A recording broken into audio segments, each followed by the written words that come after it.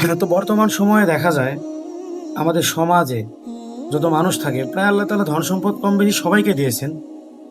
তবে তার মধ্যে থেকে আমরা যদি কাউকে বলি বা কেউ যদি কাউকে বলে যে ভাই আল্লাহর রাস্তায় কিছু ব্যয় করো, অর্থাৎ মসজিদের জন্য কিছু টাকা দান করো, অথবা গরিব দুঃখীকে একটু সেবা করো, গরিব দুঃখীর কিছু টাকা অসুবিধা তুমি তাকে একটু দান করো, এটা তো বাদই রাখলাম। এমনকি এমন একটা জায়গা কবরস্থান, যেটা কম বেশি কেউ অস্বীকার করতে পারবে না যে আমাদের সেখানে যেতে হবে না।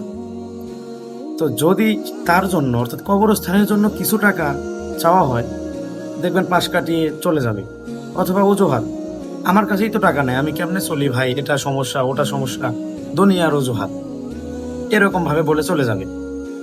দেখবেন আল্লাহর রাস্তায় দিবে না, মানে কবরস্থানে দিবে না। তো কারণ কি এটার কারণ?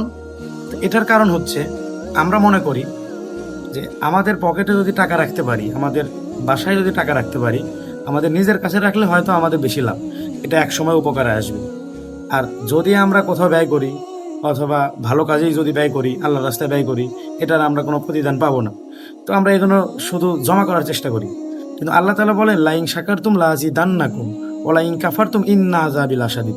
আল্লাহ তাআলা বলেন, যদি এ বান্দা তুমি যদি আমার নিয়ামত পায় শুকরিয়া আদায় করো, তাহলে আমি তোমার নিয়ামতকে বৃদ্ধি করে দেবো। অর্থাৎ আমরা ব্যয় করলে, ভালো রাস্তায় ব্যয় করলে আল্লাহ তাআলা আমাদের ধন সম্পদকে আরো বাড়ায় দিবেন। আর তারপরে আল্লাহ তাআলা বলতেছেন ওয়ালা ইন কাফারতুম ইন্না আযাবি লাশাদীদ। এবং যদি আমরা তার নিয়ামত পায় অস্বীকৃতি অর্থাৎ শুকরিয়া আদায় না করি, বাজে কাজে সেগুলো ব্যবহার করি, জমা করি, আল্লাহ তাআলা বলতেছেন ইন্না আযাবি লাশাদীদ, তো আমাদের ধন সম্পদ তো নিয়ে নিবেনই, সাথে আমাদের কঠিন আযাবে নিক্ষেপ করবেন। তো যাই হোক, আল্লাহ তাআলা আমাদের সবাইকে দান সৎকার করার তৌফিক দান করুন।